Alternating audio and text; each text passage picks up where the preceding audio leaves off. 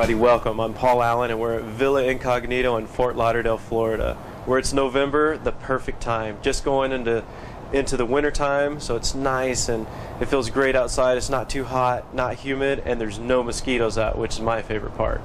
So anyway, we're gonna go behind these doors. We're gonna have filet, we're gonna have Wagyu beef, we're gonna have lobster tails with pesto sauce, and we're gonna have maybe some of the best chicken wings you've ever had in your entire life. Are you guys ready? If you want to do a simple grill and you want to impress your friends, you want to close a business deal, follow me and I'll show you the way.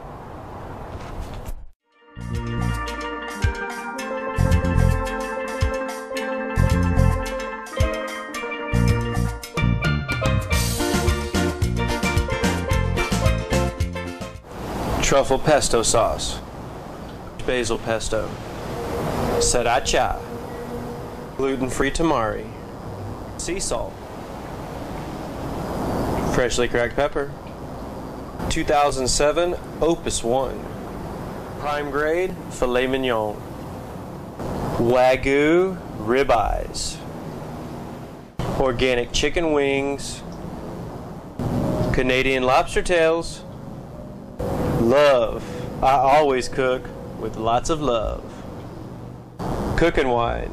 You have to have your cooking wine. And my rule for cooking wine is if you can't drink it, don't cook with it. Here we have some organic chicken wings and chicken drummies. Simple recipe. 24 to 48 hours, put them in a 2-gallon Ziploc bag. Squeeze some limes fresh in them. Chop up some minced garlic, heavy sea salt, some cracked pepper, and you kind of shake it up a little bit and then throw it in the refrigerator. About every 4 to 6 hours, sometimes I turn it over so the juice gets on the other side if it's not fully submerged. So you see, kind of keep playing with your chicken bag, and this is what it's going to look like. We're going to grill this off and it's going to have a great flavor. We're not going to add any more sea salt or anything else to it, and it's going to just be excellent. Alright, we're about to throw this on the grill. I would say we're going to put this on for a little while. Chicken takes a little while and I like it extra crispy, so I would say we're probably going to put it on 5 minutes on one side, 5 minutes on the other side, then 2 minutes on the next side and 2 minutes on the next side. So about 14 to 20 minutes total cook time. Alright, so I like to put these at a little, kind of a horizontal mark, kind of a little bias. That way I can keep track of which side I got. Yeah, and you want to be careful to avoid flare up. That's when you have too much fat that goes down on the grill and then it starts flaring up the flame.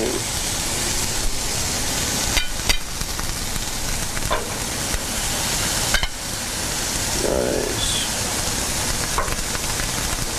There we go. My trick for the grill is the longer you leave it there, the easier it's going to be to flip it over.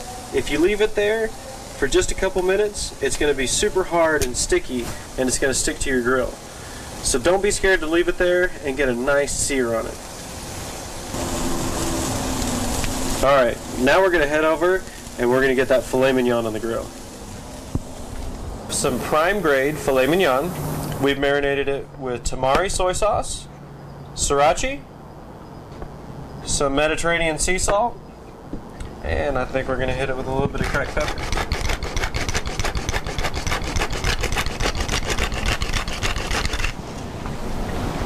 You let that marinate for an hour, it's going to do wonders. If you let it marinate for 24 hours, it's even going to get a kind of absorb more into the flesh of it. All right. So here we have, this is kind of the baby of the group right here.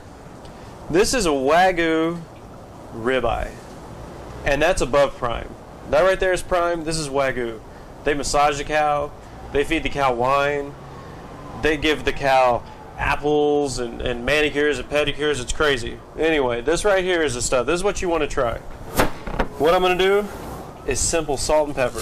Don't mess around with Wagyu. You can if you're just that crazy. I do all the time. But I'm just saying, if it's your first time to have Wagyu, enjoy it for all its beauty. Salt and pepper. That's all you need. And I'm telling you, if you've never had Wagyu, on your next anniversary, special occasion, spring the money. do it. I think this right here is about $45, $50 a pound. But like I said, this is amazing, amazing stuff. What I do sometimes is I'll take a little knife or whatever I'm using to flip them, and I kind of pat down the salt or the pepper. You can use your hand, but outside here I don't have a sink, so I'm not going to use my hand. I'm going to use the tongue and the knife.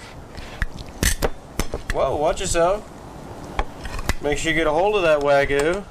Don't let him get off the plate on you. Alright, get the other side. I always like to use sea salt. I'm not a big iodized salt guy. I like as natural as possible, as local as possible, as regional as possible. And I like to have a good atmosphere going on. Since we're in Fort Lauderdale this time of year, we're actually in November right now, almost going into December. Tomorrow's Thanksgiving. And we really love this time of the year because in summertime it gets so hot.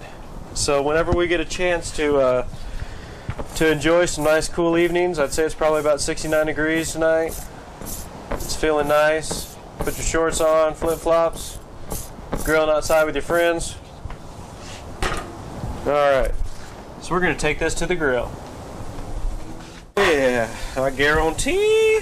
Alright, so what I'm going to do, I got this really blazing hot sear station. I'm going to turn it on this side because my juice is right there. So I'm going to put it right there so I don't get any flare up. Yeah.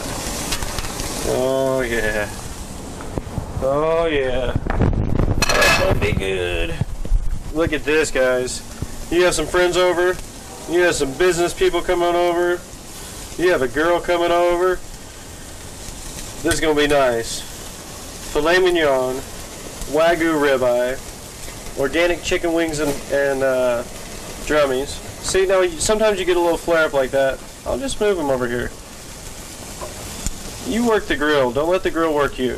It's okay if it's going to stay in, not be in the raw place for a little while. It's okay.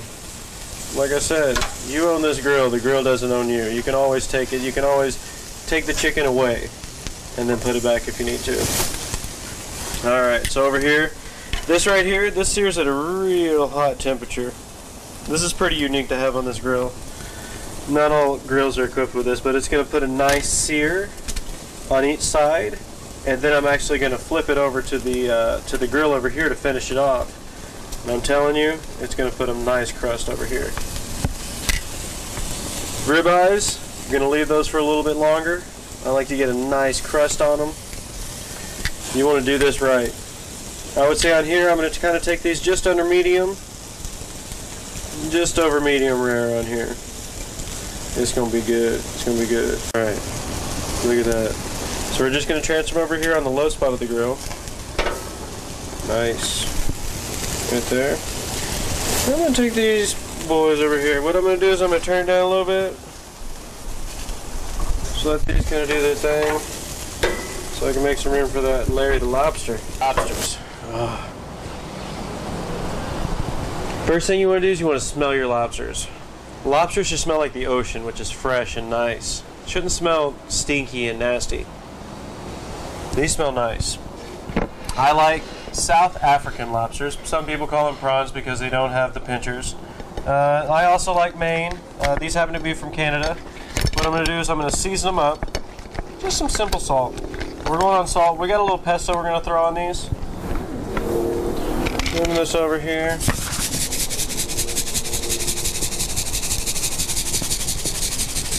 You could use a fine salt. Don't be too heavy if you're using a coarse salt like I'm using right now. We're going to the grill straight away. We got our lobsters cut in half. Throwing these right on the grill. It's fine grilling lobster. Because it's different. Not everybody grills lobsters. It makes you unique. It makes you stand out. You come to the house and you have some lobsters going on.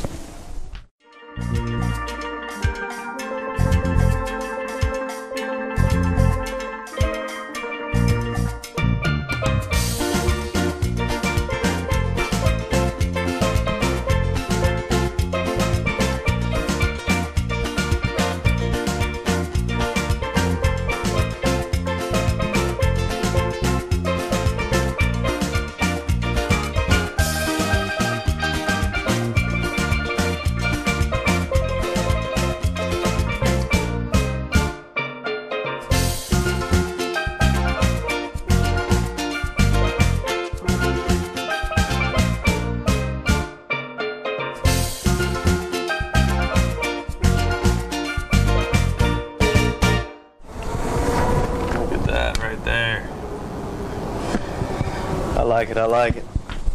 Alright. Going into the steak. Just kind of preparing everything. So on the ribeye, sometimes this piece right here, just so you know, I really like that piece. Sometimes I cut that off and I kind of just save it to the side for myself. You know, and I give it to other people as well. I'm just saying, that piece right there is really nice. You can see how the sinews are a little looser, and they're not so tight together, which makes it a little bit more tender.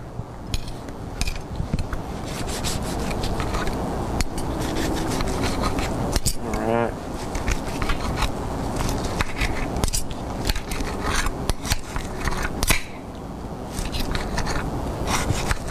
I want to make sure to always chop softly so your director doesn't yell at you. Microphone check, check. I love that fat on the ribeye tip. I hate to do it to you, video pro, but look at this. You see that? That's a ribeye tip. Oh my goodness.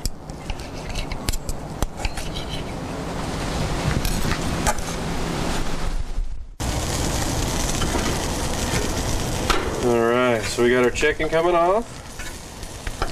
We're about to dress our lobster and we're gonna eat. Oh, look at that. Alright. You got a barbecue now. Simple dressing of the sauce, okay. Happen to have 2 pestos. Pick this one up at Whole Foods. I'm gonna dress this. Look at that. Just like that. And we're gonna get a little multi-layer. We're gonna leave that one alone. And then we're gonna come on this one. Yeah. You can make your own pesto, or just buy some pesto. They make really great pestos in the stores now. So we left 2 bare, truffle pesto, a spinach pesto, chicken that's been marinated, I'm telling you. The seasonings on it is going to be incredible. Wagyu rib-eye, cooked 2 different ways. 2 different ways of filet mignon. Great wine, good friends. That just turned out wonderful. So happy. Everybody's happy. My video man's happy. I'm happy. The chicken was amazing. The lobster tails were out of this world. The neighborhood was just smelling up with fragrant smells. So anyway, stay tuned for next time on Cook Like a Yacht Chef. And remember, you can cook.